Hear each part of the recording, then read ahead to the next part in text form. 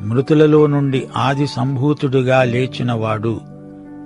ప్రోటోటాకోస్ అంటే తిరిగి జన్మించిన మొదటివాడు, అనగా చనిపోయి లేచిన వారిలో మొదటివాడు. ఆది సంభూతుడు, తిరిగి లేచినవాడు, మళ్లీ చనిపోడు. మరణగర్భము నుండి ఆది సంభూతుడు, పుట్టిన మొదటివాడు, మృతి నుండి లేచినవాడు, పునరుత్థానుడు, సమాధి గర్భములో నుండి వచ్చినవాడు, మహిమ శరీరంతో తిరిగి లేచినవాడు. అంతకు ముందెవరూ ఆయనలాగా మృతులలో నుండి లేచిన వారు లేరు.